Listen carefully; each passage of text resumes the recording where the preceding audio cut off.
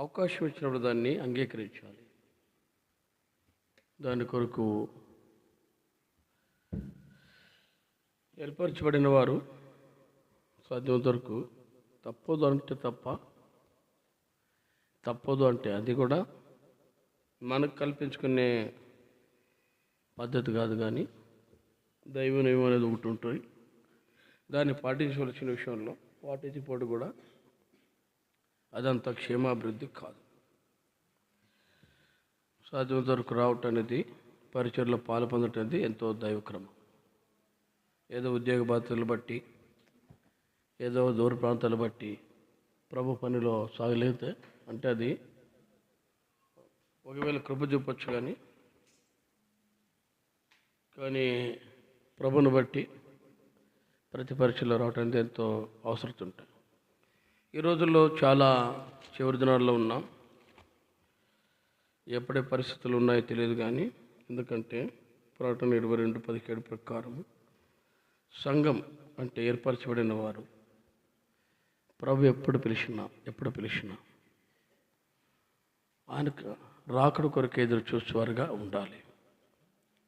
ఆయన పిలుపు కొరకు ఎదురు చూసేవారుగా ఉండాలి. అది ప్రాముఖ్యం. దీనికి కావాలన్నప్పుడు ఈ లోకంలో దేవుని నామమును బట్టి దినదినం ఆయన ఏర్పరచబడిన వారిగా, అందుకే అంటాడు అపోస్తలుడైన పౌలు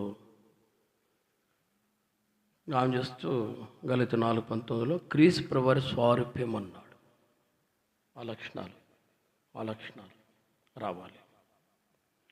ఆయన ఎంతో ప్రయాసపడి ఆ మాట అన్నాడు. క్రీస్తు ప్రభువారి స్వారూప్యం మీరు ఏర్పరచబడే వరకు మరలా నాకు ప్రసవేదన అన్నాడు.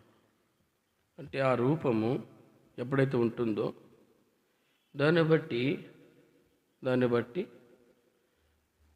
జ్ఞాపకం చేస్తుంటాడు, విత్తువాడు కోయివాడు సంతోషపడాలి. ఇది యోహాను సువార్త 4:34-36 చూస్తాం.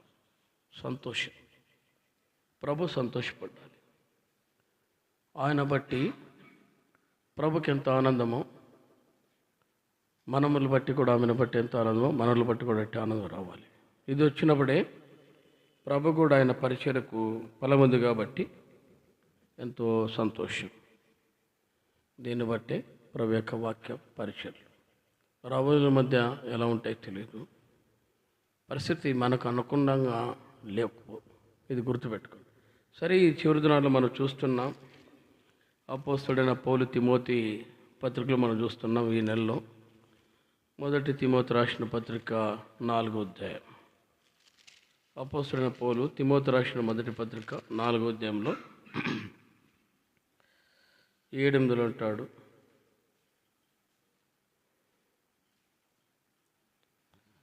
అపవిత్రమైన ముసలమ్మ మాటలు విసర్జించి దైవ భక్తి విషయంలో నీకు నీవే సాధకం చేసుకున్నాము.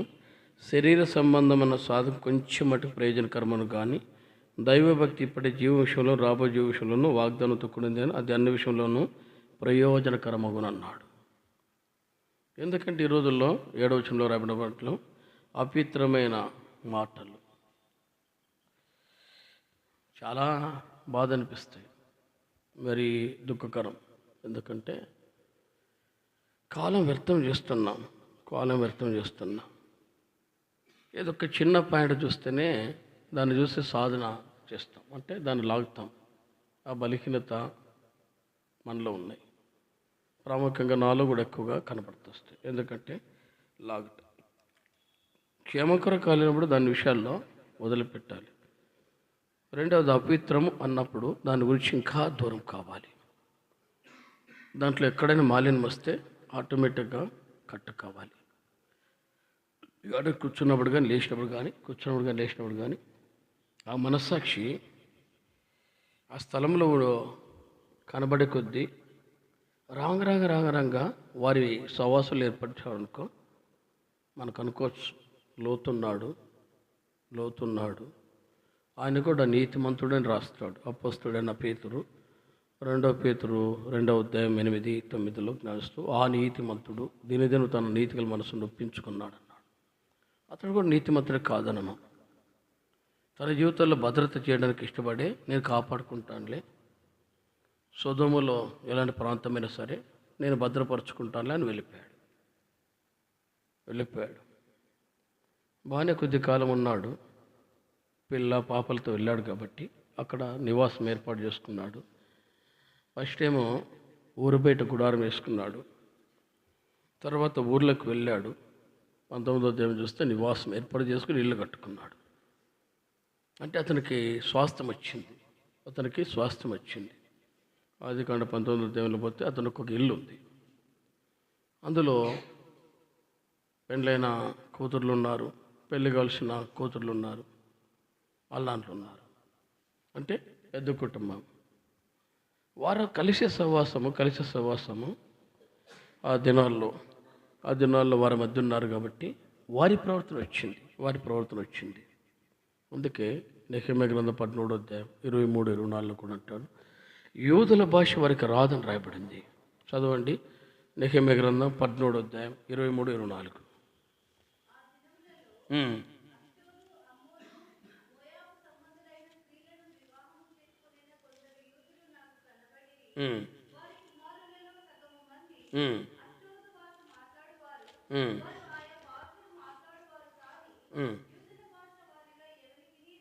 ఎంత బాధ. నెహెమ్యా చూసినప్పుడు బబులోన్లో వీళ్ళు కూడా కాపురం పెట్టుకున్నారు. తర్వాత అది వేరు, బబులోన్లో ఉంటే అది వేరు. కానీ ఇతడేమో యెరూషలేముకు వెళ్ళాడు. యెరూషలేం ప్రాంతంలో దేవుని మందిరం కట్టాడు, పడిపోయిన దాన్ని కట్టాడు. సంతోషకరంగా వాళ్ళు పండుగను ఆచరించారు. ప్రజల ప్రవర్తన చూస్తే ఆయనకి ఎంత బాధ ఉందంటే జ్ఞాపకం చేస్తూ అంటాడు, ఆ దినంలో అర్షోదు, అమ్మోను, మోయాబు సంబంధమైన స్త్రీలు వివాహం చేసుకుని కొందరు యూదులు నాకు కండబర్రి, వారి కుమారులు సగం మంది అర్షోదు భాష మాట్లాడేవారు, వారు ఆ భాషలు మాట్లాడేవారు. కానీ యూదుల భాష వారిలో ఉనికిని రాదు. ఏంటంటే ఆరాధన కానీ ప్రార్థన కానీ రాదు. యాక్చువల్గా ఆరాధన కంటే ప్రార్థనగా రావాలి. లూకాసు వార్త 18వ అధ్యాయం 13లో ఆ సుంకరి ఏమి చెప్పలేదు, దేవా పాపిని అన్నాడు. ఆ ఒక్క మాట అతన్ని నీతిగా చేసింది. అంటే కనీసం ఒప్పుదల కూడా లేని జీవితాలకు మార్చబడ్డారు. ఒప్పుదల జీవితం మార్చబడ్డారు. మన సహవాసాలు కూడా అట్లయితాయి. బంధువు అని, స్నేహితుడని, పేగబంధం అని మనకు తెలుసు. సొలొమోను కూడా 1 రాజులు 11వ అధ్యాయం 3, 4లో కూడా అతన్ని హృదయం త్రిప్పివేసిన రాయబడింది. అంటే అతని హృదయాన్ని తిప్పేశారంట. అంటే వ్యర్థమైన జీవితం. ఇవి కేవలం అందరికి తెలిసిన సత్యాలే, కానీ జీవితాల్లో నగ్న సత్యాలు కావాలి.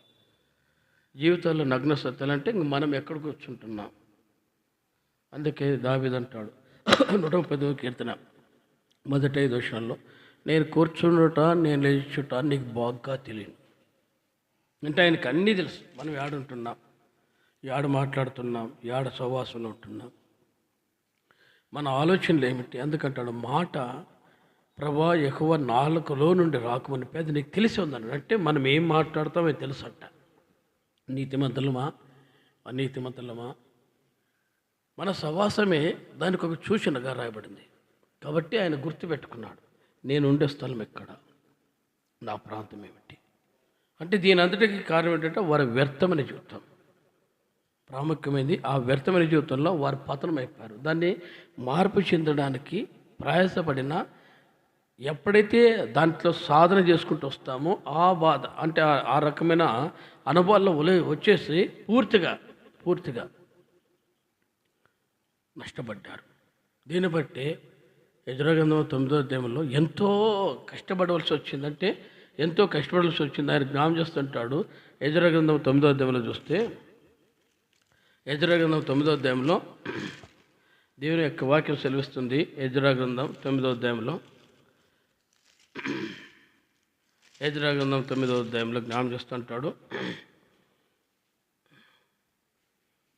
ఇక్కడ అంటాడు 1-2 వచనాల్లో, ఈ సంగతులు సమాప్తం తర్వాత పెద్దలు నా ఎద్దుకు వచ్చి ఇశ్రాయేలు యాజకులు, లేవీయులను, కనానీయులు, హిత్తీయులు, పెరీజులు, యెబూసీయులు, అమ్మోనీయులు, మోయాబులు, ఐగుప్తీయులు, అమోరీలు అనే దేశపు జనముల నుండి తాము వేరుపరుచుకున్న వారిచే అసహ్యమైన కార్యాలు తామే చేయొచ్చు అన్నాడు. యూదులు వారు వేరు కావాలి, వారు వేరు కావాలి. అందుకే అనుభవ గొర్రెలు మేకలు ఆయన వేరు చేసే విధానం ఇది. గొర్రెలు మేకలు ఆయన వేరు చేసే విధానం ఇది. మనం అనుకుంటాం బాగున్నాం లేని. ఇది ఎప్పుడైతే వేరు చేయలేకపోయారో వారి కుమార్తెను పెళ్లి చేసుకొనొచ్చు, తమ కుమారులను తీసుకొనొచ్చు, పరిశుద్ధ సంతతిగా ఉండవలసిన తాము ఆ దేశ జనతో కలుసుకున్న వారైరి ఈ అపరాధం చేసిన వారిలో పెద్దలు, అధికారులు నిజంగా ముఖ్యులై ఉంటారన్నాడు. ఎవరంట? అందుకే పైన రాస్తాడు, పెద్దలు నా ఎదుకు వచ్చి ఇశ్రాయేలు యాజకులు, లేవీలు, కనానీయులు, హిత్తీయులు, పెరిజ్జీయులు, యెబూసీ పెద్దలే. అంటే ఇంక వీరే రూడు తప్పితే ఇంక ఎవరు బాగు చేస్తారు? ఎవరు బాగు చేస్తారు? ఆ పరిస్థితి. ఇప్పుడు ఆయన ఎంత బాధపడి జ్ఞాపం చేస్తూ అంటాడు. ఆయన జ్ఞాపం చేస్తూ ఇప్పుడు 3వ వచనంలో అంటాడు, నేను ఈ సంగతి విని నా వస్త్రం పైదుపుటని చెప్పుకొని నా తల వెంట్రుకలు నా గడ్డ వెంట్రుకలు పెరికి వేసుకొని విభ్రాంతి పడి కూర్చుంటేనే అన్నాడు. అంటే ఎక్కడున్నాం?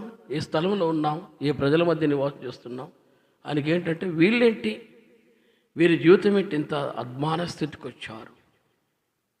ఆ స్థితి చూసే కొద్దీ ఆయన ఏడ్చి అంటాడు, ఏడ్చింది కాక దేవుని సన్నిధిలో, అందుకే 9:6లో అంటాడు, నా దేవా నా దేవా, మరి నా దేవా నా దేవా, నీ ముఖం నీ వైపు ఎత్తుకున్నట్టు, నా ముఖం నీ వైపు ఎత్తుకున్నట్టు సిగ్గుపడి ఉన్నాను. మా దోషములు మా తలలకు పైగా ఇచ్చి ఉన్నవి, మా అపరాధం ఆకాశం ఎత్తుగా పెరుగున్నది అన్నాడు. అంటే వారి దోషాలు ప్రజలకు ఎంత అవమానం తీసుకొచ్చాయో సంఘమునకు కూడా కొన్ని సందర్భాలు వస్తాయి. ఇది ఆ పరిస్థితి ఒక వ్యక్తిని బట్టే, నా జీవితంలో మర్చిపోలేనేమో ఆ దైవజనుడు అన్నమాట. ఒక వ్యక్తిని బట్టి కుటుంబం, కుటుంబాన్ని బట్టి సంఘం, అంటే అది మహిమైన ఘనతైన, మహిమైన ఘనతైన అంటే సంఘానికి అది క్షేమ ఇచ్చాలన్న ఒక వ్యక్తి, ఆ వ్యక్తిని బట్టి కుటుంబం అంటే యజమానుడు లేదా నాయకుడు, ఆ ఇంటికి ఆ వ్యక్తి ఆ కుటుంబాన్ని భద్రపరుచుకోవాలి. ఆ మాట అనే కొద్ది నాకు ఎత్తుంటుంది తెలుసా. అంత లోపల కొన్ని పరిస్థితులు సూదులతో పరుచుకున్నట్లుంటాయి. ప్రభువా చెప్పాం కదా ఆ స్థితి. అలాంటి పరిస్థితుల మధ్య ఆ కుటుంబం, రెండవది ఆ కుటుంబము, మూడవది ఆ కుటుంబం సంఘమునికి అప్పచెప్తారు. అంటే సంఘంలో వస్తారు. ఆ కుటుంబాన్ని బట్టి దేవునికి అది సాక్ష్యమైన అవమానమైన మనలో బట్టి వస్తాయి. ఆ మాట నా జీవితంలో దేవుని దాసుల ద్వారా విన్నప్పుడు మర్చిపోలేం. అంటే ఏంటి? ప్రభువా మమ్మల్ని బట్టి కదా. మరి సంఘానికి అవమానము, ఈరోజు సంఘాలకు అవమానము. కాబట్టి నన్ను నేను కాపాడుకోవాలంటే నేనే భద్రత చేసుకోవాలి. నన్ను నేను నెంబర్ 1, తర్వాత కుటుంబం. వారి ప్రవర్తన ఏదో తెలిస్తే దండించాలి, తప్పైతే లోపల సరి చేసుకోవాలి, వారిని ఒప్పించాలి. అది ఒప్పలేదనుకో, అందుకే కొన్ని సందర్భాల్లో 49 ఆదికాండం 5:6లో రాయబడిన ప్రకారం విడిచిపెట్టి తీర్పు కప్పచెప్పాలి. అది కష్టమైతే. ఎందుకంటే నా ప్రాణమా వారి సంగతితో కలిసిపోద్దు, నా ఘనమ వారి ఆలోచనలు కలిసిపోద్దు అన్నాడు. అంటే అంత కఠినమైన నిర్ణయం చేసుకోవాలి. అప్పుడు నువ్వు కాపాడుకుంటావు. వాళ్ళు వినలేదు తండ్రి మాట, ఆ ఇద్దరు వినలేదు. అప్పుడు ఆయన బాధపడి, ఇంకా నా ప్రాణమా వారి ఆలోచనలో నా ఘనవారి సంఘంతో కలిసి వద్దన్నాడు. అంటే ఎంత కఠినమైన నిర్ణయంలో ఉన్నాడో తండ్రి అయినా తన పిల్లలు బట్టి అది ఉండాలి. అది లేనప్పుడు ఏమొస్తుందంటే నష్టం వస్తాయి. నష్టం ఎప్పుడు ఎంతవరకు వస్తుందంటే దాన్ని బట్టి ఎంత ఆఖరికి ఆశీర్వదకరమైన జీవితాలకి, వారు రాలేని జీవితాలకి కొద్ది దినాలు రాక తప్పదు. అంటే ఒక వ్యక్తిని బట్టి, ఆ 12 కుమారులు యాకోబు ఇద్దరిని బట్టి ఎంత వేదన పడి ఉంటాడో ఆ వేదన సంగులు కలుగుతాయి. కాబట్టి జాగ్రత్త. సరే, ఈ విషయంలో మనము ఎందుకో దేవుడు ఆ బాధ్యత ఇచ్చాడు, అది చూస్తాం. ఇప్పుడు మళ్ళీ అదే 1 తిమోతి రాసిన పత్రిక 4వ అధ్యాయం 7-8 వచనాల్లో మనం చూస్తున్నాం. అపోస్తలుడైన పౌలు 1 తిమోతి రాసిన పత్రిక 4వ అధ్యాయం 7-8లో అపవిత్రమైన ముసలమ్మ మాటలు విసరించి దైవభక్తి విషయంలో నీకు నీవు సాధకము చేసుకున్నాము. శరీర సంబంధం సాధన కొంచెం మటుకు ప్రయోజనకరము, కానీ దైవభక్తి ఇప్పుడు జీవ విషయంలో, రాబోయే జీవ విషయంలో వాగ్దంతో కూడినది, అది అన్ని విషయంలో ప్రయోజనకరంగా ఉండాలి. ఎట్లంటే అది జీవముతో ఎట్లంటే దైవభక్తి ఇప్పటి జీవ విషయంలో, రాబోయే జీవ విషయంలో వాగ్దానం. ఈ మాట అపోస్తలుడైన పౌలు తిమోతికి గాక ఎఫెసు సంఘానికి కూడా హెచ్చరిస్తూ వచ్చాడు. జీవంతో కూడిన ఎలాంటి జీవంతో కూడిన వాగ్దానంతో జీవ విషయంలో వాగ్దానంతో కూడినది. అది అన్ని విషయంలో ప్రయోజనమట. అంటే రాబో యుగాలకు కూడా ఇది ఎట్లుందంటే ఒక వ్యక్తి అందుకే అంటాడు. యాక్చువల్గా ఆ రోజుల్లో సువార్త చెప్పేటప్పుడు నాకు కూడా అర్థం కాలేదు అప్పట్లో. ఇది అర్థమైన లోపు ఎంత నష్టపడ్డానంటే నేను దాన్ని ఆత్మీయంగా ఎదగలేక ఇప్పుడు బాధపడుతున్నా. ఎంత బాధపడుతున్నా ఏమి కట్టుకోలేం నా వరకైతే. ఎందుకంటే చెప్పాను కదా, 82-83 సంవత్సరాల్లోనే పెద్దలు ఇంకా రక్షణ మారమని సంతానం ఎదగలేకపోయినా దేవుని దాసుల దగ్గర అంత వచ్చాం. వారు కూడా పెద్దలు, ఆ రోజు ఆనందరాజు కానీ ఆ రోజుల్లో పెద్దలు మా మధ్య వచ్చి పరిచయం చేస్తున్నప్పుడు, తర్వాత బోర్గా లాంటి వ్యక్తులు, చాలామంది తెలియకపోవచ్చు, బోర్గా లాంటి వ్యక్తులు ఆ రోజుల్లో సుందర్ సింగ్ లాంటి దేవుని సేవకులు మన మధ్య వచ్చి పరిచయం చేస్తున్నప్పుడు, తర్వాత సువార్తలు చెప్తున్నాడు. కొన్ని ప్రాంతాల్లో సువార్త చేస్తున్నాడు. 86-88 ఆ మధ్యలో కూడా ఓపెన్ సువార్త చేస్తున్నప్పుడు ఒక మాట చెప్పారు, ఈ ప్రాంతాలు ఈ పట్టణాలనే మావే అన్నారు. ఈ ప్రాంతాలు ఈ పట్టణాలనే మావే, ఈ కట్టడాలు కూడా ఒకరోజు మీరు ఉండరు, మేము కాపురం పెట్టుకుంటామన్నారు. అనుకున్నా ఏంటి ఇది వాగ్దానము? వాళ్ళు ఎంత ధైర్యం చెప్పారు. దేవుని యొక్క వాక్యమే సెలవిస్తుంది. మా ప్రకటన 21 ప్రకారము క్రొత్త ఆకాశం క్రొత్త భూమి చేస్తున్నప్పుడు ఇవన్నీ ఉండవు కదా. 2 పేతురు 3వ అధ్యాయం 7-9 ప్రకారము అవన్నీ లయమైపోతాయి కదా అనుకున్నాం. అది సత్యమే. కానీ కొద్ది కాలం అంటే ప్రకటన 20 రాబడి ప్రకారం 1000 ఏళ్ల కాలములు. ఆ 1000 ఏళ్ల కాలములు ఇవన్నీ అర్థం కావాలి. ఆ 1000 ఏళ్ల కాలంలో ప్రభు తన పరిశుద్ధులతో ఆయన ఆ అపవాదిని అవని యొక్క దూతల్ని అగాధంలో కొద్ది కాలం పడివేసి, అంటే చెరసాల్లో పడివేసి వారి యొక్క సమూహాన్ని బయట తీయకుండా ఈ 1000 ఏళ్ళు భూమి తేలేటప్పుడు యొక్క రీజన్ అది. అంటే భూమి తేలేటప్పుడు యొక్క ప్రవర్తన అది. అప్పుడు అర్థమైనప్పుడు ఇప్పుడు ఏం చేస్తాం అంటే ఎంతో ఇది మొదటిది. రెండవది, తర్వాత ప్రకటన 21 ప్రకారము తర్వాత ఆయన కృతాకాశ కృతభూమి చేసినప్పుడు కూడా మనం అక్కడ ఉంటాం. ఇది కొత్త వాగ్దానాలతో కూడిన బైబిల్. ఇది ఎంత అర్థమైతే 63వ కీర్తన 3-4 ప్రకారము అది క్రొవ్వు మీదడు వంటిది. అంటే ఈ ఆశీర్వాదాలు అర్థం కాక ఎంత బాధపడుతూ అంత బాధపడతాం. అంటే ఇది దేవుని యొక్క వాక్యం అనేది లోతుగా ఎంత ధ్యానిస్తామో మనకు అంత అర్థం కావాలి. ఇప్పుడు ఆ అనుభవంలోనికి రెండవది 3వ అనుభవ జీవితంలో కూడా వస్తే తర్వాత ఆయన ఎట్లుంటాడంటే ఆయన అంటాడు ప్రకటన 20 జ్ఞాపకం ప్రకారము జీవమునకు పోవారిని మరణానికి పోవారిని లేపినప్పుడు 2 తీర్పుల్లో మొదటి తీర్పులోనికి అంటే మనం వచ్చినప్పుడు మనం అందరము లేస్తొస్తాం. నేను అనుకున్నాను ఎట్లేస్తారు. ప్రసంగి 12:7 రాబడి ప్రకారం మన్నే కదా ఆడేం రాయబడింది, మన్నైది వెనకటి వల్ల మరలా భూమికి చేరును, ఆత్మ తాను చేసిన దేవుని ఎదుకు చేరును. మన్నైనది ఎట్లేస్తుంటే ఆ రోజు అన్నీ లేస్తాయి. అందుకే అంటాడు పాతాళం తన మృతులు అప్పచెప్తుంది, సముద్రం తన మృతులు అప్పచెప్తుంది, భూమి తన మృతులు అప్పచెప్తుంది. ఇవన్నీ ఒక రోజు లేచినప్పుడు హెచ్చుకలు 37, 9, 10 ప్రకారం 12 ప్రకారం ఒకరోజు మనకు జీవం వస్తాయి. ఆ జీవం వచ్చినప్పుడు ఆ జీవంలో మనం నింపబడినప్పుడు ఎట్లుంటే తెలుసా, అదే మహిమైశ్వర్యం, అదే మహిమ జీవితంలో ఇంకా ఎట్లుంటుంది. ఈ జీవితము నేను అనుకునేవాడిని అంటే ఈ శరీరము మళ్ళా వస్తాయా. అందుకే అంటాడు మత్తయి సువార్త 6వ అధ్యాయంలో నీ కుడికని నిన్ను అభ్యంతరపరిస్తే, నీ కుడిచే నిన్ను అభ్యంతరపరిస్తే దాన్ని నరికే. 5వ అధ్యాయంలో జ్ఞాపకం చేస్తున్నాడు. 2 చేతులు కలిగి నరకులు ప్రవేశించుట కంటే ఒక కాలు ఒక చేయి కలిగి పరలోకంలో ప్రవేశించు నీకు మేలు కదా అన్నప్పుడు అయ్యా చచ్చిపోయినాడు మళ్ళీ ఎట్లేస్తాడు కదా. చచ్చిపోయినప్పుడు ఎట్లేస్తాడు చాలామందికి అర్థం కాదు. నేను ప్రార్థన మీటింగ్కి వెళ్ళి ఈ మాట అన్నప్పుడు వాళ్ళు అన్నారు, మంచి విశ్వాసలే, నువ్వు క్రొత్త బోధ చేస్తున్నావు, ఎప్పుడు వెళ్ళలేదన్నారు. క్రొత్త బోధ చేస్తున్నావు స్పీకర్లు, వాళ్ళు వర్తమానికులు, పేర్లు చెప్పను కానీ వర్తమానికులు. ఏం నేర్చుకుంటున్నావు అంటే నేను అన్నా నీ దగ్గర ఒకసారి కూర్చోవాలి. ఏం నేను నేర్చుకున్నాను, సరే నీకు కూర్చోవాలి, చాలా టైం తీసుకోవాలి అన్నా. అంటే ఎందుకు చెప్తున్నట్టు ఈ మాట, ఒక వ్యక్తికి అసలు ఆ రోజు చనిపోయిన తర్వాత ప్రసంగి 12:7 ప్రకారం మన్నైన దేహము మళ్ళీ మహిమస్వరం ఎట్లా వస్తుంది, ఓ రోజు వస్తాయి. అందుకంటాడు మొదటి కొరింథీ రాసిన పత్రిక 10వ అధ్యాయంలో అయ్యా ఎట్లయితే మనం విత్తే ఆ విత్తనము మళ్ళీ అది మొలకెత్తి వస్తుందో అట్లే మన శరీరం లేచి వస్తాయి. అప్పుడు అర్థమవుతుంది అది ఏమని, ఈ కన్ను, ఈ చెవి ఇది భౌతికం కాదు. అంటే ఇంక పాప సంబంధమైన దేహం అనేది 1% కూడా ఉండదు. పాప సంబంధమైన దేహం అనేది 1% కూడా. అందుకంటాడు అక్కడ పరలోకంలో నిత్యానందం, సంతోషం. అందుకే ప్రకటన 5వ అధ్యాయంలో మన 10-11 కూడా ఆ రక్షణకరమైన జీవితంలో చూసినప్పుడు వారు ప్రభును స్తుతించి గణపరచడానికి కనపడుకుంటూ వస్తాయి. అందుకే ఇక్కడ ఉంటాడు 8వ వచనంలో ఉంటాడు, మొదటి తిమోతి 3వ అధ్యాయం 8వ వచనంలో ఉంటాడు, శరీర సంబంధమైన స్వాదం కొంచెం మటుకు ప్రయోజనకరమైన కానీ దైవభక్తి ఇప్పటి జీవ విషయంలో రాబో జీవ విషయంలో వాగ్దానంతో ఉంటుంది. అంటే ఆ దైవభక్తి ఎట్లా అంటే ఇప్పటి జీవ విషయంలో రాబో జీవ విషయంలో. అప్పుడు అర్థమైనప్పుడు ఎట్లా తెలుసా, ఈ దేహము, ఈ బాధలు యోబుని అడిగినా చెప్తాడు. ఏమంటాడు, ఈ దేహము, ఈ బాధ ఓ రోజు అవన్నీ వెళ్ళిన తర్వాత నా అడుగుల లెక్క నేను రాజువులైన కప్పచెప్తా. నా అడుగుల లెక్క రాజువులైన చెప్తా. అంటే రాజు అట్లుంటాడంట.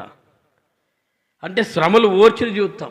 ఈ రోజుల్లో శ్రమలు వస్తే, బాధలు వస్తే ఎట్లుంటే తెలుసా, ఎందుకు వస్తాయి ఆ మాట మన జీవితంలో గుర్తుపెట్టుకోవాలి. ఎందుకు తట్టుకోలేకపోతాం. అందుకంటాడు 6వ అధ్యాయంలో, మొదటి తిమోతి రాసిన పత్రిక 6వ అధ్యాయం రండి జ్ఞానం చేస్తూ 6వ అధ్యాయం 6-7 వచనాలు అంటాడు. 6, 7, 8 సంతోష సహితమైన దైవభక్తి గొప్ప లాభ సాధనమైనది అన్నాడు. ఈ రోజుల్లో భక్తిలో ఎట్లయితే వ్యాపారాలు చేస్తూ వచ్చారు. మరీ దౌర్భాగ్యం చెప్పకూడదు కానీ ఈ రోజుల్లో సేవకులు మొదటి స్థానంలో ఉన్నారు. వారి మీద నాకు ఏ బాధ లేదు యాక్చువల్గా. ఎందుకంటే కొద్దిమందిని అడిగితే మమ్మల్ని అస్సలు భరించరు. యాక్చువల్ భరించరు. ఎట్లంటే నీ దగ్గర నేర్చుకోవాలన్నా మీకు అనుభవం లేదులే అంటారు. సరే మంచిది నైనా, మంచిది. ఏం చెప్పగలము అంటే వాళ్ళ మీద నేరమని కాదు, దేవుడు నాకు లెక్క చెప్పాలి. అంటే వారి జీవితాలు అస్సలు ఏమాత్రం యేసు ప్రభువుని అడిగినా చెప్తాడు. లూకాసు వార్త 9వ అధ్యాయం 57 నుంచి ఆయన అన్న అనుజీవితాల్లో జ్ఞాపకం చేస్తాడు. చూడండి, లూకాసు వార్త 9వ అధ్యాయం 58 చదవండి. లూకాసు వార్త 9వ అధ్యాయం 57 నుంచి.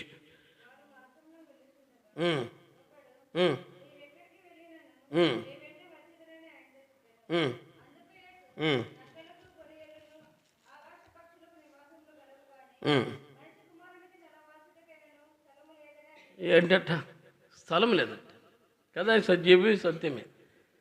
చెప్పే సత్యమే. అంటే ఇప్పుడు దైవజన్ భక్సింగ్ గారిని అడిగినా కోట్లకు ఆస్తులు ప్లాన్ చేస్తుంటారు. ఇప్పుడు ప్రభా కనబడుతుంటాయి 100 కోట్ల ఆస్తులకి ఈరోజు జ్వరపడుతున్నారు. సరే, వాళ్ళ తీర్పుకి వాళ్ళు చెప్పుకుందాం.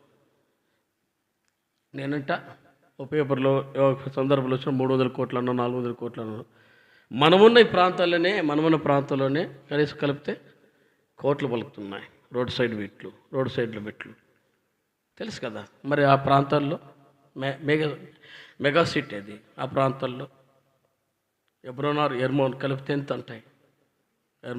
ఎంత ఉంటాయి?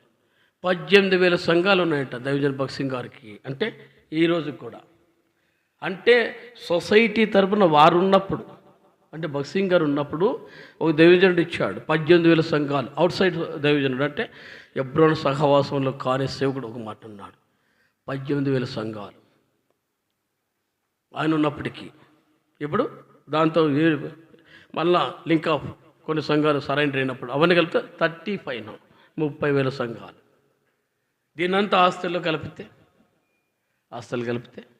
ఈ రోజుల్లో కోట్లకు అదే ఎర్మోనే ఒక్క పైసా ఆయన చేతిలో లేదు. రెండవది, ఆయన గురించి ఉన్నప్పుడు చరిత్రకు అందనంత సాక్ష్యం ఉంది. ఎందుకంటే ఆయన దగ్గర ఎంత వచ్చినా అలాగే ఆయనకి ఎన్ని గిఫ్ట్లు ఇచ్చినా తీసుకొచ్చి కారుకులు బాక్సులు వేసేవాడు అని మొదటిది. లేదు అంటే సేవకులకి దాన్ని పంచేవాడు. ఆయన చేతిలో ఒక్క పైసా పెట్టుకోలేదు. భూస్థాపన రోజు 7 లక్షల మంది కలిశారు. సగటు ఆయన ఇచ్చిన సాక్ష్యం, బయట సేవకుడు ఇచ్చేది 7 లక్షల మంది. ఒక వ్యక్తికి ప్రభుని గణపరిస్తే ఎంత ఘనత ఉంటుంది, ఎంత ఘనత ఉంటుంది ఆ స్థానం. అంటే ఈ రోజులు ఎట్లా వచ్చిందంటే, సరే ఎవరు లెక్క వాళ్ళని, ఇంకా పిల్లల విషయాల్లో కూడా ఆ రకంగా పెంచుకుంటూ వచ్చారు. మన వారి మీదని కాదు, కానీ మొదటి స్థానంలో వారున్నారు. వారి జీవితాల్లో మార్పు రావాలి. సరే ఏదైతే ప్రాణం చేస్తున్నావు, నిజం చెప్పాలంటే కొన్ని సందర్భాలు బాధపడవచ్చు, కానీ వాళ్ళు కూడా ఒప్పుకుంటున్నారు. అంటే ఉన్నవారు సరే, నా అనుభవం అది కాదు, కానీ లెక్క అయితే ఈ రోజుల్లో జ్ఞానం చేసిన ప్రకారము ఎట్లా అంటే, జ్ఞానం చేస్తుంటే సంతోష సహితమైన దైవభక్తి ఎంతటితో ఉండాలి అంతటితోనే ఉండాలి, ఎంత ఇవ్వాలి అంతే, దానికంటే ఎక్కువగా ఆశపడట అంటే ఎంత కదా అనిపిస్తుంది అప్పుడు. ఎందుకు దేవుడు ఆ రోజుల్లో వాళ్ళు ఎక్కువ ఆశ్రయించుకుంటూ వచ్చాడు, మనకెందుకు ఎక్కువ ఆశ్రయించలేకపోయాడు అంటే వారి అనుభవ ప్రతి దాంట్లో. అందుకే చదవండి, ఆదికాండం 28వ అధ్యాయం ఆఖరి వచనం. ఆదికాండం 28వ అధ్యాయం ఆఖరి వచనం. ఆదికాండం 28 ఆఖరి వచనం.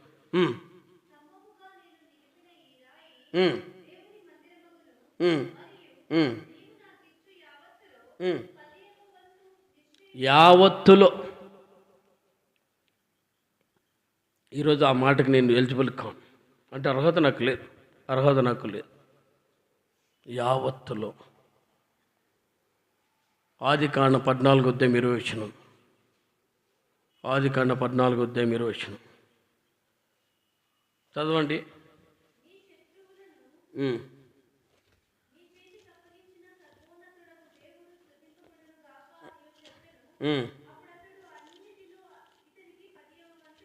అన్నిటిలో మనం ఎంత ఇస్తాం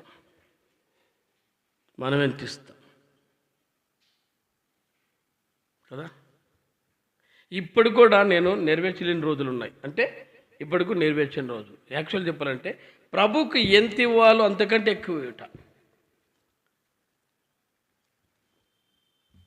ఈ రోజుల్లో ఇది ఎంతో ప్రాముఖ్యం. కాబట్టి ఈ రోజులు ఏం చేస్తూ వచ్చారంటే, అపోస్తలుడైన పౌలు తిమోతికి రాస్తూ 6వ అధ్యాయంలో జ్ఞాపకం చేస్తూ వచ్చాడు. 1 తిమోతి 6వ అధ్యాయం 8 అంటాడు, మనం సంతోష సహితమైన దైవభక్తి గొప్ప లాభసాధనమైనది, మనం ఈ లోకంలోనికి ఏమీ తెలియదు, దీనిలో ఏమీ తీసుకొని పోలేము అన్నాడు కదా. మనకన్నీ తెలుసు, కానీ ఏంటంటే తర్వాత ఎట్లంటే దాని పేర్లు, అందుకే అంటాడు 49 కీర్తన అంతా చదువుకుంటా అండి, భూములు వాళ్ళ పేర్ల మీద పెడతారంట. అందుకంటాడు, చదవండి 49 కీర్తనలో, కీర్తన గ్రంథకర్త 49 కీర్తన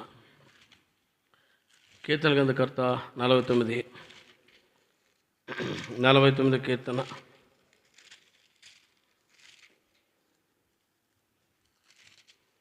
41 49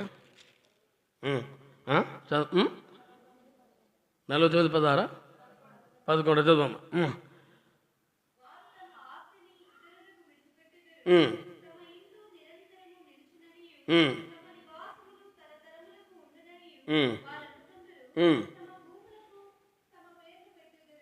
వాళ్ళు ఎవరు? లోకస్తులు. మంచిదో చెడుదో వాళ్ళ పేర్లు పెట్టుకోవచ్చు అనుకుందాం. ప్రభు పిల్లలు మనకెందుకు అంటే దేవుని నామను బట్టి ప్రభు ఎంత ఉండాలో అంతే, దానికి మించి మనం ఎక్కువ ఆశపడితే కొద్ది ఏమిటి వస్తాట. అందుకంటాడు అపోస్తలుడైన పౌలు తిమోతి రాసిన 6వ అధ్యాయం 8వ వచనంలో అంటాడు, చదవండి. తిమోతి రాసిన పత్రిక 6వ అధ్యాయం 8వ వచనం.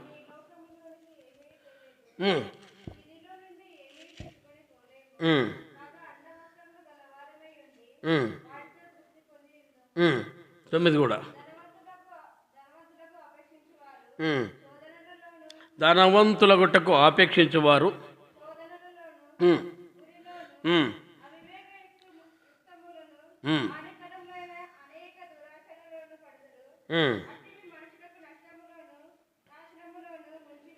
ఎందుకంటే ఈ రోజుల్లో ఎక్కువ భాగం దేవునికి ఇచ్చే స్థానాన్ని కూడా మర్చిపోతున్నాం.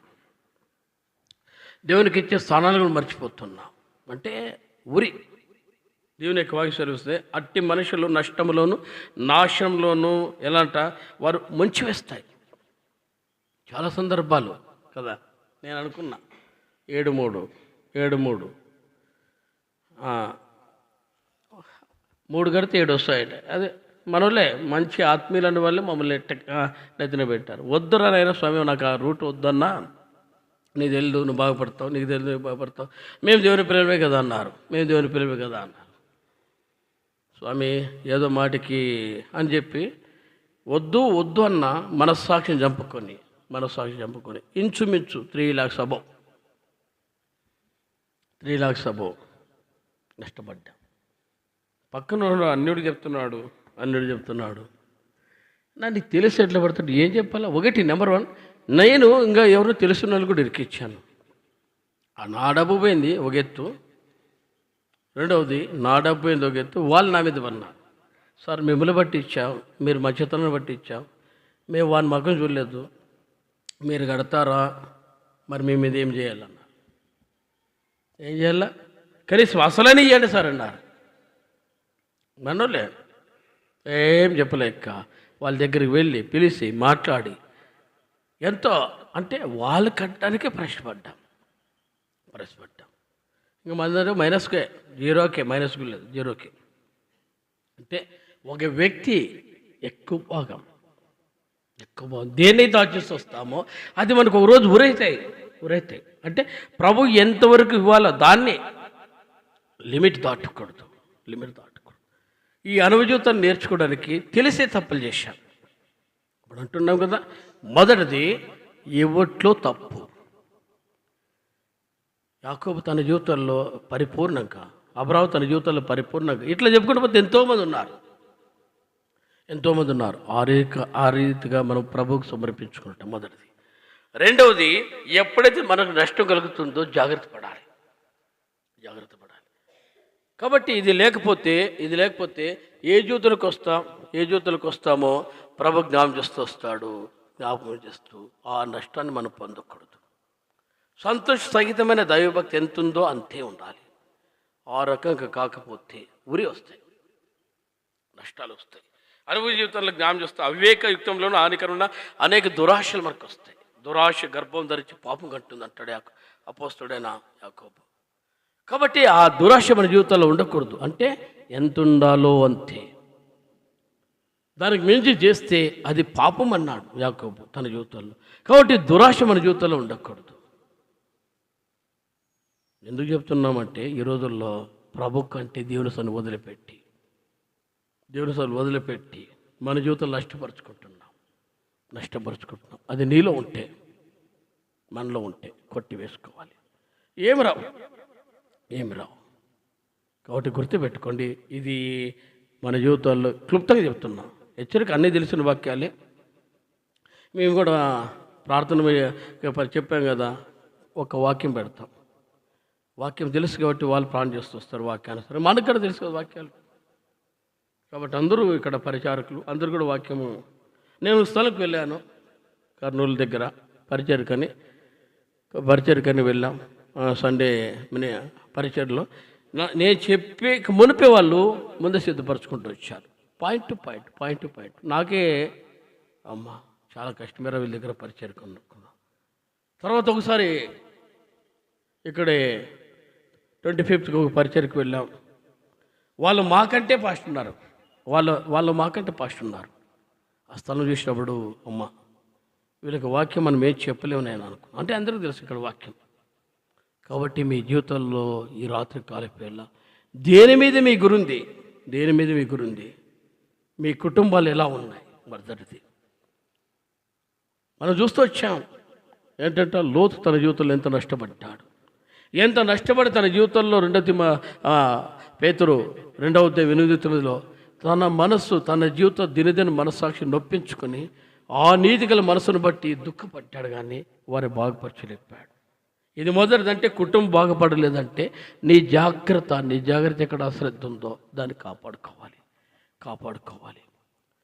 రెండవదిగా మనం చూస్తున్నాం వారి పిల్లల భవిష్యత్తు కానీ వారి పెంపక భవిష్యత్తు కానీ ఎలా విడిచిపెట్టిన బట్టి ఎంత నష్టం వచ్చిందంట. యెజ్రా గ్రంథం, నెహెమ్యా గ్రంథం చూస్తూ వచ్చాం. అసలు వారు పెద్దలే ఉన్నారట, యాజకులు ఉన్నారట, లేవీలు ఉన్నారట. దీన్ని బట్టి యెజ్రా దుఃఖపడ్డాడు, నెహెమ్యా దుఃఖపడ్డాడు. వారి జీవితాల్లో ఉపవాసం నుండి ప్రాణం చేస్తూ వచ్చారు. యెజ్రా 9వ అధ్యాయంలో కూడా అదే, వారు ఉపవాస దినం చాటించి ప్రాణం చేశారు. మన జీవితంలో ఎప్పుడు చేస్తామా? మన జీవితంలో ఎప్పుడు చేస్తామా? కుటుంబాలు పోయినా ఇక్కడైతే మాకెంత బాధ ఉంటుంది తెలుసా? మాకెంత నా వరకైతే ప్రభా మా వల్ల కాదు. ఆ కుటుంబాలు చూసినప్పుడు, వారి జీవితాలు చూసినప్పుడు, వారి పరిచయం ఒకసారి రిపీట్ అంటే జ్ఞాపకం వచ్చినప్పుడు, ప్రభా వారి వల్లే కదా ఆ రోజుల్లో పరిచయం సాగింది, వారి వల్లే కదా అంతెంతో వాళ్ళు రేయింబలు ప్రయాసపడ్డారు, లాటిన్లు పట్టుకొని ప్రయాసపడ్డారు, ఇంటింటికి వెళ్ళి వాక్యం చెప్పడానికి ప్రయాసపడ్డారు. ప్రార్థన పరులు అయ్యా, మీకు తెలిదేమో కానీ ప్రార్థన పరులు. వాళ్ళు నీళ్ళు తీసుకొని ప్రాణం చేస్తే రోగాలు బాగానే, వారు నీళ్ళు తీసుకొని ప్రాణం చేస్తే గర్భిణీ స్త్రీలు ఫ్రీ డెలివరీ అయినాయి. ఇవన్నీ సత్యం చెప్పేది. వారు నీళ్ళు తీసుకొని ప్రాణం చేస్తే గర్భిణీ స్త్రీలు ఫ్రీ డెలివరీ, ఏ హాస్పిటల్కి వెళ్ళలే.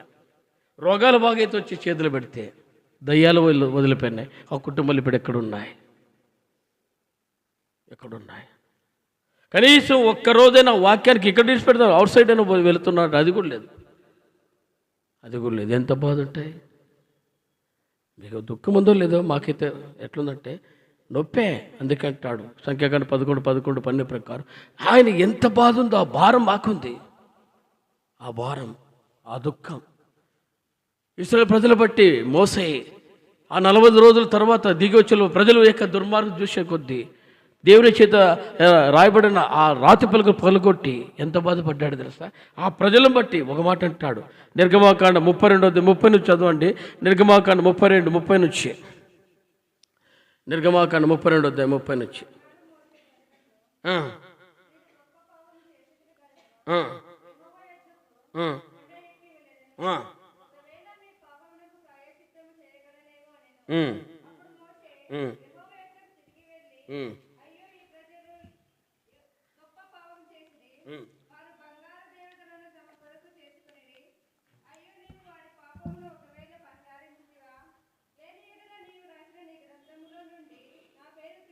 ఎంత బాధ ఉంటుందండి. వారు గొప్ప పాపం చేయటం బట్టి మోస చూశాడు. నయ్యా నీ ధర్మశాస్త్రాన్ని మితిమీరిపోయి ఈరోజు విగ్రహాలు పెట్టుకున్నారు కదా. ఎన్ని కుటుంబాలు లేవని చెప్పగలం? ఆచారసమైన భక్తి. గలితే 4:8-9-10 అపోస్తలుడైన పౌలు బాధపడ్డాడు. ఆచారసమైన భక్తి, పండుగలు, ఆచారాలు ఎన్ని చెప్పగలం? ఏ కుటుంబంలో లేదని చెప్పగలము? బాధ అనిపిస్తాయి. ఏ అనుభూతాలు చూస్తే ప్రయాసపడుతుంటే ఏంటంటే డెడ్ ఆఫ్ పొజిషన్లకు వస్తే ఇంతేనా పరిచర్య? ఒక పక్క ఆరోగ్యాలు బాగలేకపోయినా, ఒక పక్క కాలు చేతులు సహకారం అందించకపోయినా, బలహీనతలు బట్టి ప్రభు పని ఎక్కడ నష్టపడకూడదని మమ్మల్ని సమర్పించుకొని ప్రభు పని చేస్తే ఇంతేనా మా ప్రయాస? కీర్తన 106:120 అంటాడు, పిడికడ విత్తలు చేత పట్టుకుని 3-4-5 విషయాల్లో అయ్యా కన్నీటితో విత్తవాడు సంతోషంతో పనులు పోయాలి కదా. ఆ పనులు లేకపోతే మాకు ఎంత బాధ. ఇది కనపడుతుంటే ఏం చెప్పగలమండి? దాని కొరకు రేయింబోలు ప్రార్థనలు చేసేది. కనీసం సేవకుడైనా వస్తే అంత ఎంతో కడతాడేమని ఆశ. మా వల్ల కాదు కాబట్టి ఆ ప్రార్థనలు కూడా ఏం చేస్తాం? వచ్చే సేవకుడు ఆత్మలకు కాపరి కావాలి. మరి ఆత్మలకు కాపరి కావాలి. 2 గ్రూపులు పెట్టే సేవకుడు వద్దు ప్రభాని ప్రార్థన చేస్తున్నాం. వ్యక్తిగతంగా ఓపెన్గా చెప్తున్నా. ఎందుకంటే పరిస్థితులు బట్టి ఎటుపోతే అటు ఉన్న పరిస్థితులు ఉన్నాయి కాబట్టి దైవమా అని మొరపెడుతున్నాం. పడిపోయిన కుటుంబాలు కట్టాలి. వారి ప్రయాస, వారి జీవితాలు ఈరోజు లేకపోతా కాబట్టి ఈరోజు అలాంటి పరిస్థితులు బట్టి అందుకే నెహెమ్యా 13:23-24 ప్రకారం కన్నీరు గార్చాడు. అందుకే ఇప్పుడు చదవండి నిర్గమాకాండం 32-33. నిర్గమాకాండం 32.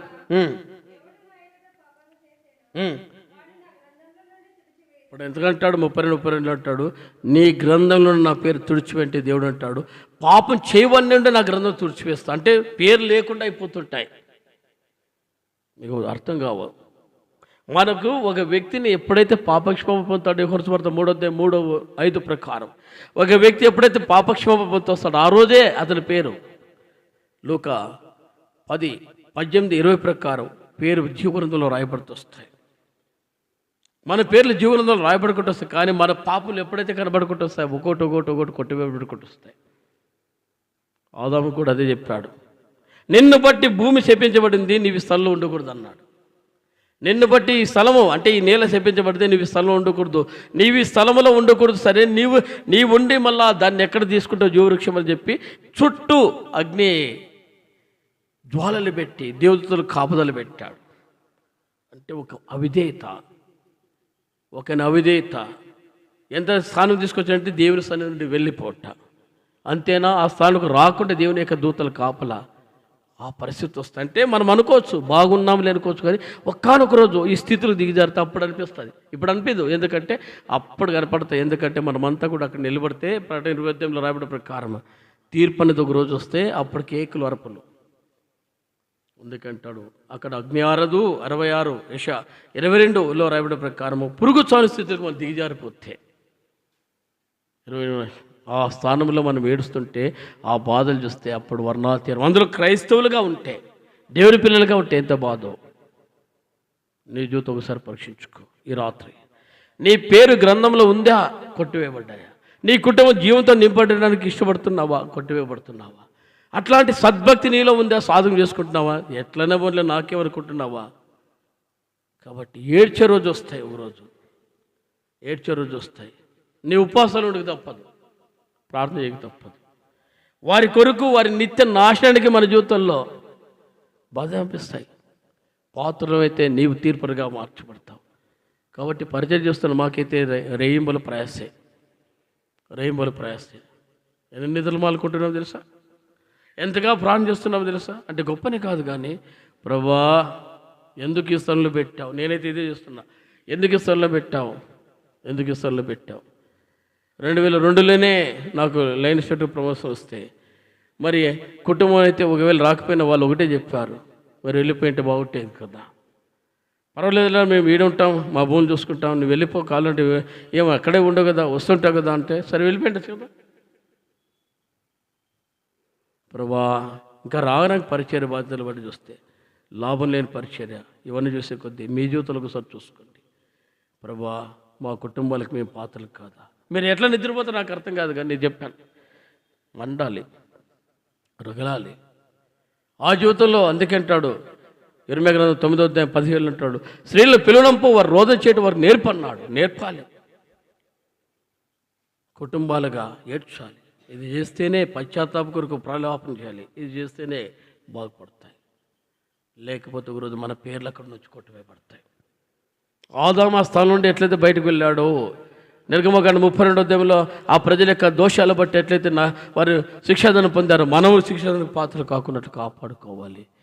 ఇది రెండవదిగా. మూడవదిగా మనం చూస్తున్నాం, ధనాపేక్ష సర్వసంపద కీడుకు మూలం కాకుండా మన భక్తి కలిగి వారుగా దేవుని కొరకు నిలకడగా ఉండాలి. ఏదైతే ఉందో ఆస్తి ఇది ఒకరోజు మీ వెనకరాలు.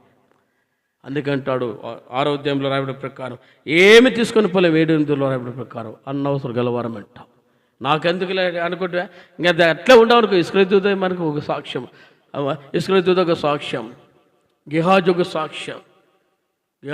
సాక్ష్యం. మనకి ఇలాంటి వారు ఉంటారు, వారు తమ జీవితంలో మారలేసారు కదా. బిలాము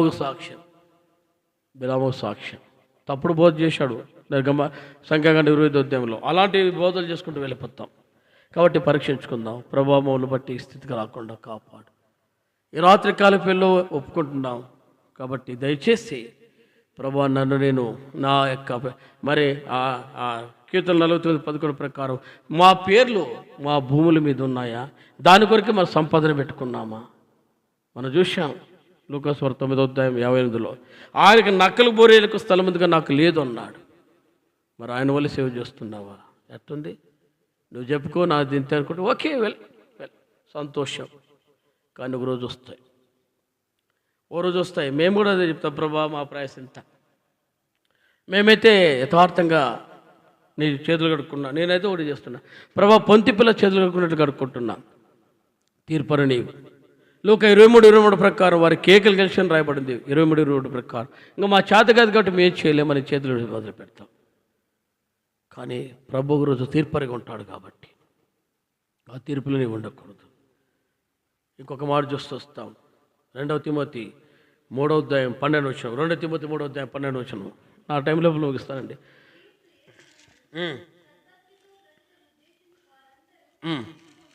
ఈ రోజుల్లో బాధలంటే చాలా కష్టం. బాధలంటే కష్టం అంటే ఏంటంటే ప్రభు కొరకు నిలిచి ఉండడానికి ఇష్టపడరు. ప్రభు కొరకు నిలిచి ఉండడానికి ఇష్టపడరు. ఎట్లుండట? సంతోషము సమాధానం ఉండాలి. సంతోషము సమాధానం ఉండాలి. అంటే ఏ బాధ, రోగాలు వచ్చినా సనగుట్ట, బాధలు వచ్చినా సనగుట్ట. నేను అనుకున్నా ఏంటి ప్రభా నేనేంటి నవంబర్ 15 తారీఖు అర్లీ మార్నింగ్ అదో ఒకవేళ పాస్ట్లో పోయిన ఏరియాలో యాక్సిడెంట్ ఏంటంటే ఆశ్చర్యం ఏం లేదు. ఎందుకంటే ఏదో లేప సైడ్ వచ్చాడు కొట్టాడంటే సంతోషమే.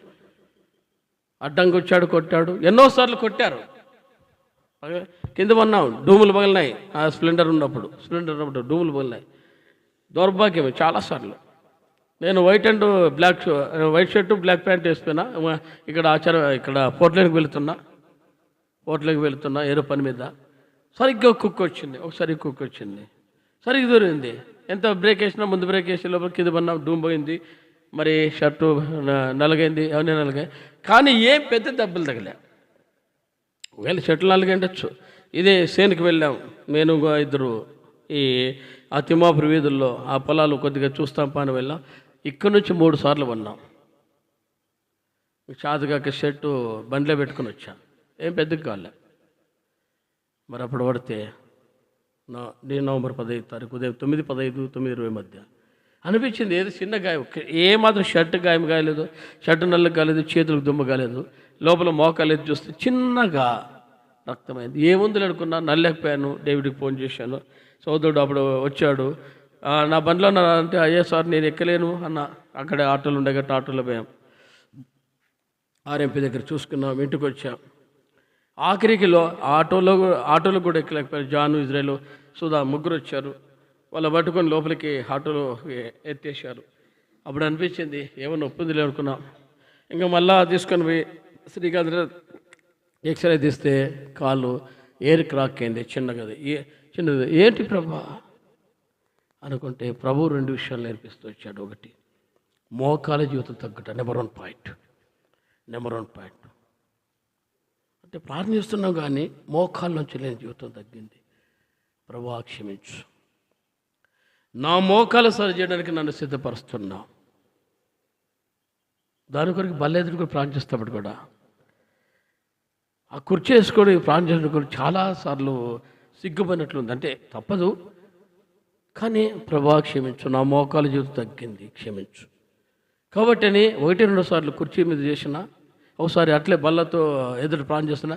ఎట్లా తెలుసా, నిలబడలేకపోయాను. మళ్ళీ లేసి అనౌన్స్మెంట్ కూడా వింటూ వెళ్ళిపోయాను. ఆఖరి ఆశీర్వాద ప్రార్థన వరకు కూడా ఉండలేకపోయాను. అంటే నొప్పి మొదటిది. రెండవది దీవెనతో కూడిన ఆశీర్వాదం. ఇది రావటం బట్టి ప్రభు పనికి ఆ ఫ్రీడమ్గా ఆఫీసర్లు కూడా అయ్యా సర్లే ఈరోజు ఆయన ఇన్స్ట్రక్షన్కి వచ్చాడు, ఎవరైనా ఒక వర్కర్ని పెట్టుకున్నాడు. ప్రభు పనికి ఎలా ఉన్నాయి అంటే, ఒకటి లాభం ఉంది నేర్పించుట, 2 దేవుని ఆశీర్వాదాలు ఉన్నాయి. అంటే ఏదైనా రోగ దుఃఖాలు వస్తే, ఎందుకు బాధలు వస్తాయి నీకు, సనగెందుకు వస్తాయి. ఈరోజు దాన్నే తట్టుకోలేము. నువ్వు ప్రభులో ఏం నిలబడతావు? ప్రభు అపోస్తలుడైన పౌలు అదే అడిగాడు. అతనికి ఎన్ని శ్రమలు చూపుతానో, ఎంత అతని జీవితంలో నేను నేర్పుతాను, నాకు అతడు సాధనం అన్నాడు. మరి నీవు నేర్చుకుంటావా? సువార్త పరిచయకు వెళితే,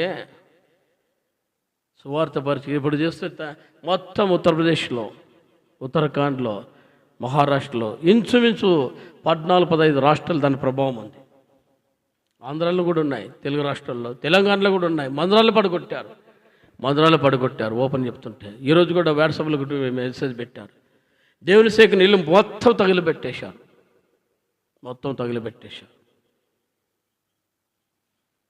కట్టుబట్టలు కూడా లేవు. కట్టుబట్టలు గొల్లాం. కనీసం అతడు ఇప్పుడు చలి విపరీతంగా ఉంది కదా, మరి ఇంకా ఇంకా 15 days వరకు అటు ఇటు ఉంటాయి. ఇప్పుడు బట్టలు గొల్లే వరకే. మరి వారికేమి దేవుని సేవ కొరకు తమతో అర్పించుకుంటే మనమేమి ఉండయ్యా? మన జీవితంలో ఏముందండి? సుఖం ఉండాలి, లగ్జరీ ఉండాలి. ప్రభు పనికి పాత్రలు కావు. ప్రభు పనికి నువ్వు పాత్రలు కావాలంటే కొన్ని త్యాగం చేయాలమ్మా, కొన్ని త్యాగం చేయాలి. ఏమైనా సరే. అందుకంటాడు యోబు అన్నాడు, ఆయన నన్ను చంపినా సరే, ఆయన నన్ను ఇలాగే గాయపరిచినా సరే, నేను ఆయన కొరకు జీవిస్తాను.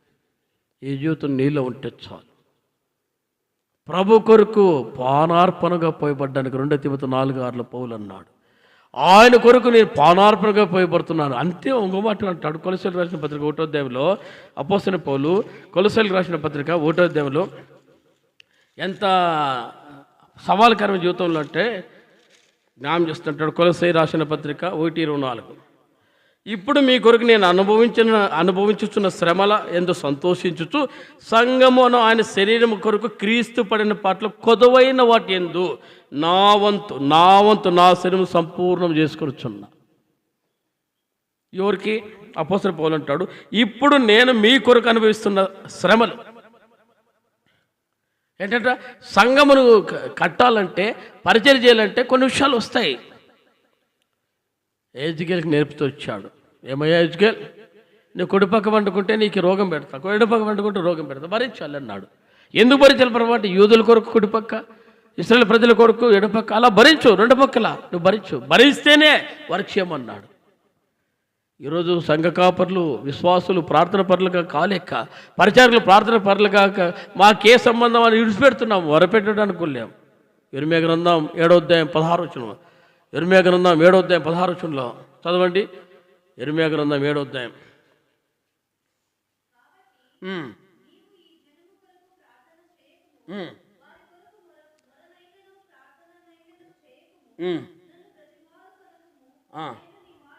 ఇప్పుడు దేవుడు అంటాడు, నీవు వారి కొరకు ప్రార్థన చేయొద్దు, వారి నీవెంత చేస్తే వారి నేనంటే. ఇప్పుడు అంటాడు ఆయన జీవితంలో 9వ అధ్యాయం 1వ వచనంలో కూడా వారి నిమిత్తం ప్రార్థన చేస్తాడు, గుండె పగిలి. మనం చేస్తామా? మనం చేయగలమా? అదే చేశాడు. అందుకంటే 106 కీర్తనలో మధ్యవర్తం మోసే భరించాడు. నువ్వు చేయాలి. ప్రభు పనిలో శ్రమలుంటాయి, ప్రార్థనలో అవమానాలు ఉంటాయి, పరిచయలో అవమానాలు ఉంటే భరించాలి. ఇవి లేకుండా నువ్వు సంఘాన్ని కట్టలేవు. ఇవి లేకుండా నువ్వు విశ్వాస జీవితంలో ఉండలేవు. ఏదో కొద్దిగా ఎట్లుందంటే, ఒకసారి ఒక ఆయన చెప్పాడు, ఆయన కూడా సేవలో ఉన్నాడు. బ్రదరు బాయ్స్ ప్లాన్ చేశాడు, ప్రభా ఇండియాలో ఉన్న ప్రజలు నువ్వు రక్షణతో నింపు అన్నాడు. అబ్బా ఏదో మంచిది కదా, ఈ ప్రార్థనలు చాలు కదా అన్నాడు. ఇండియాలో 140 కోట్ల ప్రజలు, సింపుల్ కదా. దాదాపు అంటే కనీసం ఒక 1 సెకండ్ 2 సెకండ్లు ఇది ప్రార్థన. ఇది కూడా మంచిదే కదా. ఎట్లుందండి, ఏదో టీ నీళ్ళ కొరకు కాపు నీళ్ళ కొరకు చేసినట్లు కాదు. రోజునుండాలి, కన్నీరు ఉండాలి. అందుకంటాడు ప్రసవేదన ఉండాలి, పరిచారకులుగా ఇది రావాలి. ఈ రోజుల్లో లేకపోవట. 2వ మాట కూడా పౌలు అంటాడు, నేను అనిపించిన శ్రమలేందు సంతోష సంఘమను ఆయన శరీరం మందు కొరకు క్రీస్తుపడిన పాటలు కొదువైన వాటి ఎందు. ఆయన అంటాడు యోహాను సువార్త 19వ అధ్యాయం 30వ వచనంలో అంటాడు, సమాప్తమైందని చెప్పాడు. సమాప్తమైంది. ఆయన పడిన శ్రమలు ఏమున్నాయి మళ్ళీ చెప్పాం. చదవండి యోహాను సువార్త 19:30. అది ఇప్పుడు చెప్పాడు. సమాప్తమైంది అంటే 1% కూడా లేవు. మరి ఈయన ఎట్లా చెప్పింటాడన్నమాట అంటే, తను అలా అర్పించుకున్నాడు. అర్థమైనా? ఆయన ఏది కూడా చెప్పలే. అట్లా చెప్తే సాతాను కూడా అడుగుతాడు. నీవు అది విడిచిపెట్టా కదా, నీకు ఇంకా దాన్ని బట్టి నేను ఆ వ్యక్తిని టచ్ చేస్తానంటాడు. అప్ప సామాన్యుడు కాదు వాడు. ఎప్పుడు పడగొట్టడానికి ఇష్టపడుతుంటాడు, ప్రాకారాలు పడగొట్టేవాడిని రాయబడింది. అలాంటి వ్యక్తి మన మీద దాడి చేస్తూ వస్తాడు. యోహాను 19:30 రాయడం ప్రకారం సమాప్తమని చెప్పాడు. అంటే అన్నీ పొందాడు. అందుకంటాడు, ఆయన పొందిన దెబ్బల చేత మీకు స్వస్థత అన్నాడు. యెషయా 3:5-7లో. యెషయా 3:11-12 ఆయన తనకున్న అనుభవ జ్ఞానం చేత అనేకలు నిర్దోషంగా చేశాడు అన్నాడు. మరి ఇప్పుడు ఈయన ఎట్లా పొందాడు శ్రమలు? తన జీవితంలో మలుచుకున్నాడు.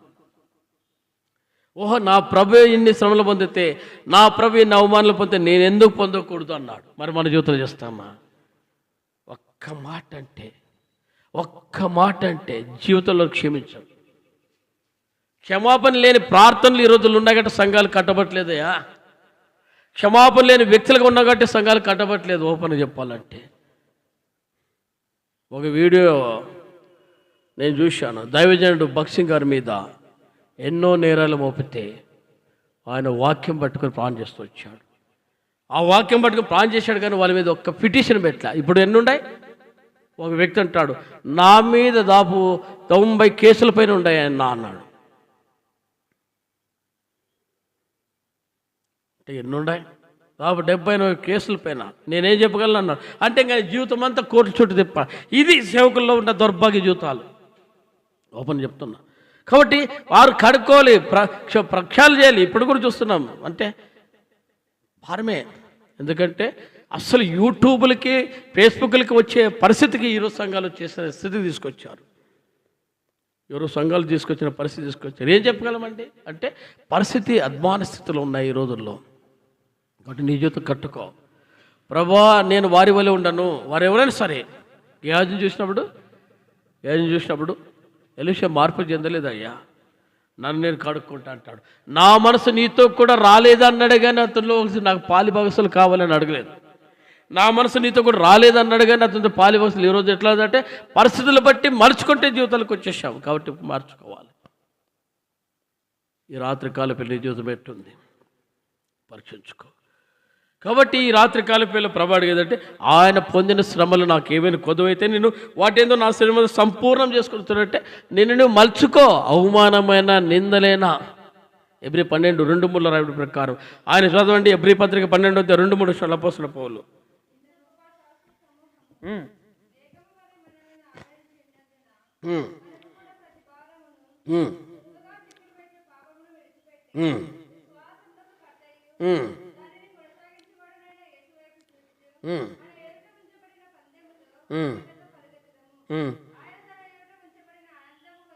ఆనందము కొరకై ఏం చేసినట్టు అవమానం లక్ష్య పెట్టాడు.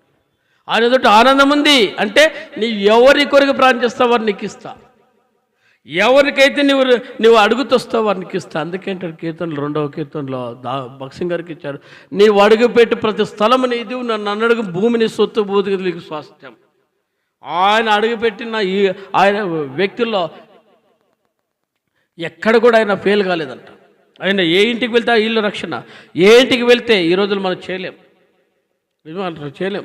ఎందుకంటే ఎంత భారం చేస్తున్నా కూడా అన్ని పర్సెంటేజ్ చేయలేకపోతుంటే ప్రభు కొరకు అతడు తను తాను 2 తిమోతి 4:6 ప్రకారం పానార్పణ పోయబడ్డాడు. విశ్వాసకి మన జీవితాలు ఉండాలి. ఇది లేకపోతే కట్టలేవు. ఇది లేకపోతే నీలో స్థిరత్వం ఉండదు. ఈ రాత్రి మోకాల జీవితం ఉండాలి, కన్నీరు కార్చి జీవితం ఉండాలి, శ్రమలు వచ్చినా కూడా తట్టుకునే జీవితం ఉండాలి. వారు ఎన్ని అవమానాలు పొందారంటే. కాబట్టి ఇవన్నీ చూసినప్పుడు పేతురు అంటాడు, దాని పాత్రలుగా ఇచ్చినందుకు వారు ప్రభుని గణపరిచారని అపోస్తలుల 5:41-42 చూస్తాం. తమ జీవితంలో శ్రమలకు దేవుడు అప్పచెప్పినందుకు వాళ్ళు పాత్రలుగా మనకు మార్చబడ్డారంట. మనం మార్చబడతామా? ఒక్క మాట మనం అనిపించుకో. ప్రభు కొరకు వారు ప్రాణం అర్పించి త్యాగం చేశారు. యోహాను సువార్త 21:19-19 అంటాడు, అతడు ఎట్టి శ్రమలలో దేవుని మహిమపరచును చూచుచు అని మాట చెప్పడం రాబడింది. అంటే ప్రభు కొరకు శ్రమలో ఓర్చువారుగా ఉన్నారు. వాళ్ళు యాజకులు, పరిచారకులు. మాకేమంటే నీ విశ్వాసంలో కూడా పరిస్థితి వస్తే ప్రభుకు నిలవాలి. ఎవరొస్తున్నా సరే నీ పరిచయలో అవమానాలు వస్తాయి. నీవేనా చేసేది అనుకుంటూ వస్తారు. అప్పుడు కూడా తట్టుకోవాలి. మానకూడదు. నిందలు వచ్చినా మానకూడదు. పరిచర్య కొరకు తను అప్పచెప్పి దేవుడు నాకు ఇచ్చిన పని మేము మానుకోము. ఒక వ్యక్తి అడిగినప్పుడు కూడా చెప్పిన అనుభవం, ఎట్టి పరిస్థితుల్లో దేవుడు నీకు ఇచ్చిన పని మానుకోవద్దన్నా ఇప్పుడు ఆయన ఏడుస్తున్నాడు. ఆ స్థానం పోగొట్టుకుని ఇప్పుడు ఎట్లంటే దేహి అయిన స్థానంలోకి దిగజారిపోయాడు. నీకు ఇచ్చిన పని ఎప్పుడు మానుకోవద్దు. నీకు ఇచ్చిన పరిచర్య ఏది కూడా మానుకోవద్దు. అది ఎవరైనా సరే దాంట్లో నీ సాక్ష్యం కాపాడు. అది కాపాడలేకపోతే నేను ముగిస్తున్నా. ఈ రాత్రి కాల పిల్ల నిన్ను కూడా ప్రభు అడిగేది, నీ పనిలో నీ వంతు ఎంత. కాబట్టి ఒకటి, మన జీవితాల్లో మనములు ఎలా ఉంటున్నాయి. లోతు కుటుంబం పతనమైతే ఆయన ఏడ్చాడు, బాగు చేయలేకపోయాడు. రెండవది ఎజ్రా, తర్వాత నెహెమ్యా కన్నీరు గార్చారు, వారు బాగు చేశారు. నెహెమ్యా 10వ అధ్యాయంలో వారు ప్రక్షాళన చేశాడు. చదవండి, అది ఒకటి చూసుకొని ముగిస్తాం. ఎజ్రా గ్రంథం 10వ అధ్యాయం 3-4 విషయాలు. ఎజ్రా గ్రంథం 10వ అధ్యాయం 3-4 విషయాలు.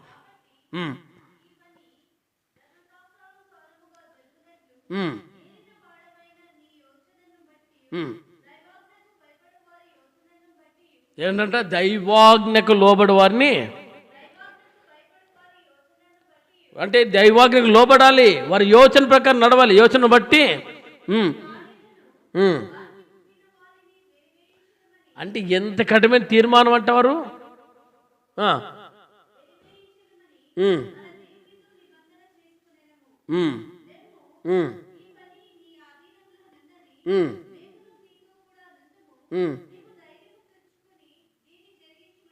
ఎంత యథార్థమైన జీవితాలకు వచ్చారు తెలుసా. వారు తమ ప్రభుకు అప్పచెప్పుకున్నారు కాబట్టి దేవుని సేవ జరిగిందండి. ఎదురు దినాల్లో చేయాలి. అది సంతుష్ట సహితమైన దైవభక్తి. అది ఈ లోకంలో సాధనతో కూడిన దైవభక్తి. అది లేకపోతే ఒక రోజు కుటుంబాలే లేకపోతాయి. కుటుంబాలే న్యాయాధిపతులు 2:10 ప్రకారం ఎరిగిన తరం ఒకటి పుడతాయి. యెహోవా కారులు ఎరిగిన తరం ఒకటి పుట్టింది అంట రాయబడింది. ఇంకా అసలే తెలియదు. కాబట్టి మా బాధ కూడా అది, ప్రభా మా పిల్లలు ప్రభులో సాగాలి, ఎలాంటి పరిస్థితులైనా సాక్ష్యంతో కలిగి ఉండాలి. దేవుని సన్నిధి ఈ స్థలంలో కూడా లాగా నిలిచి ఉండాలి. మా వయసు దాటినా, మా పరిస్థితి దాటినా ప్రభా నీ కొరకు నిలిచి ఉంటాం. అది చేయగలమా? మన ధనాపేక్షను బట్టి మన జీవితంలో మనం దానికే ఎక్కువ తావిచ్చి, అంటే ప్రభు కొరకు శోధనలో ఊరిలో పడిపోయి మనం నష్టపరుచుకుంటున్నామా? దేన్ని కూడా తొలగించుకోవాలి. దేన్నైతే 49:11 ప్రకారం మనమే మన జీవితాల్లో దానికి సరెండర్ అయిపోతున్నామా కదా. ప్రభు పని వదిలిపెట్టి కూడా మత్తయి 22 కూడా చూసే ప్రకారం వారిది, అయ్యా ఈ పని ఉంది నీకు రాంటి వాళ్ళు అంటారు, అయ్యా మాకు వ్యాపారం చేసుకున్నాం, మేము దాన్ని చూసేకపోతాం, పొలం కొన్నాం దాన్ని చూసేకపోతాం. ఇది చేశారు, వాళ్ళు వెళ్ళిపోయారు. అందుకంటాడు పిలువబడిన వారిని, అయ్యా మరి ఏర్పరచబడిన రాలేకపోయారు కానీ తృణీకరించారు, నీవు రాజవీధులకు వెళ్ళు, వారికి వాడి చెప్పు, కంటికి కనబడేవాడిని పొగిచి ఈ యొక్క మరి ఈ పెళ్లి విందు నింపు అన్నాడు. అంతే. నీవు స్థానం కోల్పోతావు, నీ స్థానం కూడా టేకప్ అవుతాడు, అప్పుడు నీకు బాధ అవుతాయి. అప్పుడు నీకు బాధ సన్నుగు గొనుగు గ్రూపిజం ఈ రీతిగా పెట్టుకుంటూ తర్వాత ఎన్నో పరిస్థితులు తీసుకొస్తారు. ఇలాంటి స్థితి వద్దు. నీకు ఏ పని అయితే ఇచ్చాడు, ముగిస్తున్నా, ఏ పని అయితే ఇచ్చాడు దాని కొరకు నేను అప్పచెప్పుకో. ప్రభా ఈ విషయాల్లో చాలా ట్రప్లు అప్పాను, నన్ను అప్పచెప్పుకుంటా. కాబట్టి నాకు ఇచ్చిన పని నమ్మకమైన వాడిగా పోలేదన్నాడు, నమ్మకమైనగా నన్ను ఎంచి అన్నాడు. ఆ సువార్త పరిచయం కొరకు, దేవుని పరిచయం కొరకు తను అప్పచెప్పుకున్నాడు. శ్రమలు వచ్చాయి, బాధ వచ్చాయి, ఎన్ని పొందాడు? అన్నీ పొందాడు, అన్నిటిని సహించాడు. ప్రభురాజ్యంలో 2 తిమోతి 4:8 నీతి కిరీటం నా కొరకు ఉంచబడింది అన్నాడు. నీతి కిరీటం నా కొరకు, తర్వాత ఆయన అంటే అసహ్య కిరీటంగా మీరు ఉన్నారన్నాడు. మనం అలాంటి వారిగా ఉండాలి, ప్రభువును మహింపరచేవారిగా ఉండాలి. అప్పుడు ప్రభు సంతోషపడతాడు. అంటాడు, జ్ఞాపం చేస్తుంటాడు, అయ్యా వీరి కొరకు రాజ్యం స్వతంత్రించుకో, వీరి కొరకు నేను ఏర్పరచబడిన దాంట్లో ఆనందకరమైన జీవితంలో ఉండండి. ఇదిగో మీ పేర్లు ఇక్కడ రాయబడ్డాయి, మీకు ఒక నివాసం ఉంది. యోహాను సువార్త 14:3-4 ప్రకారం మీకు ఒక నివాసం ఉంది, ఆ నివాసాలు మీవయ్యా అన్నాడు. ఆ స్థలంలో ఉంటాం. అప్పుడు మనకు ఆ జీవితాలు వస్తే అబ్బా ఆనందకరమైన జీవితం, ఊహకందని సంతోషం సదాకాలం అనేది ఉంటే. మొదటి తెస్సలోనికీయులకు రాసిన పత్రిక 1వ అధ్యాయం 18లో రాయబడిన ప్రకారం ఆ అనుభవం 4వ అధ్యాయం ఆకృతులు రాయబడి సదాకాలం ఆయనతో ఉంటే ఎంత ఆనందం తెలుసా. ఆయన సన్నిధులు ఉంటాం, ఆయన గణపరుస్తుంటాం, ఆయన ఆరం చేస్తుంటాం. అట్టి వరకు ఉండాలి. ఈ అనుభవంలో నీవు ఉన్నావా? లేకపోతే రాత్రి పరీక్షించుకో. మళ్ళా నీ జ్ఞానం చేస్తున్నా, ముగిస్తున్నా, ప్రభు సన్నిధిలో నీవు ఉన్నావు. నీకు ఇచ్చిన పని, నీ పిలుపు, నీ సేవ. అందుకంటాడు ఎఫెసీయులు 4వ అధ్యాయం 1-2 వచనాల్లో ఆ పిలుపుని చేపట్టాలి. ఇది పోగొట్టుకున్నావతే నీకంటే దౌర్భాగ్యం ఉండవు. నన్ను నేను ఇంతే అనుకో, ఒకసారి అయిపోయా నీ పని, నీ పని వెళ్ళిపోయింది, ఇంకోటి టేకప్ అది తర్వాత ఏడ్చచ్చు, ఏడ్చినట్లు ఏడ్చచ్చు. కానీ దాన్ని పొందడానికి ఎంతో ప్రలాపం చేశాడు, కన్నీరు గార్చాడు అంటాడు. భ్రష్టుడు అని రాయబడింది, వ్యభిచారం రాయబడింది. కాబట్టి ఆ స్థానం మనకొద్దు. పతన జీవితాల్లో ఏడ్చొద్దు, ఇప్పుడే ఒప్పుకో. తర్వాత శ్రమలు వచ్చినా, బాధ వచ్చినా ప్రభు కొరకు అప్పచెప్పుకో. దేవుని పనిలో ఎక్కడ విసుగు చెందొద్దు. అవమానమైనా సరే, నిందలైనా సరే, నీ జీవితంలో ప్రభుకు సమర్పించుకో. యిర్మీయా లాంటి వ్యక్తులు, హెజ్కేల్ లాంటి వ్యక్తులు ఎన్నో అవమానాలు పొందారు. భక్తులు ఎంతో అవమానం పొందారు. నిందను భరించి ఆయన గౌని నిలబెట్ట సులువైపడ్డాడు. ఆయన కంటే మనం ఏమి నిందన పొందలేము, ఆయన కంటే అవమానం పొందలేము. దాన్ని చూసినప్పుడే వాళ్ళు ఇవన్నీ నేర్చుకున్నారు. కొలస్సీలకు రాసిన పత్రిక 1:26-27 ప్రకారం ఇవన్నీ వారు నేర్చుకొని వారికి చెప్తూ వచ్చారు. ఆ కొదవలో నేను పొందుతున్నాను అంటే వారి జీవితంలో పరిపూర్ణంగా నిలబడ్డారు. నీవు నిలబడు. ఎక్కడున్నా నీ సాక్ష్యం కాపాడుకోవాలి. నీ మాట, నీ ప్రవర్తన, నీ అనుభవిస్తావు. అట్టి వారికి ఉన్నట్లు మనం ఆయనకు అర్పించుకుందాం. అట్టి వారికి ఉన్నట్లు ప్రభు మనల్ని సిద్ధపరచగాక. ఏ విషయంలో అయితే మనం ప్రభు ఒక్క మాట అయినా నిర్ణయం చేసింటే దాని కొరకు సమర్పించుకో. ప్రభు అట్లు మనల్ని సమర్పించినట్లు, ప్రభు అట్లు సిద్ధపరిచినట్లు ఆయనకు మనం అప్పచెప్పుకుంటూ వస్తాం. మనం ఆయనకు సమర్పించుకుంటూ వస్తాం. ప్రభు ఈ వాక్యం తెచ్చుకొని తై స్థలం నుంచి ప్రాణం చేస్తూ వస్తాం.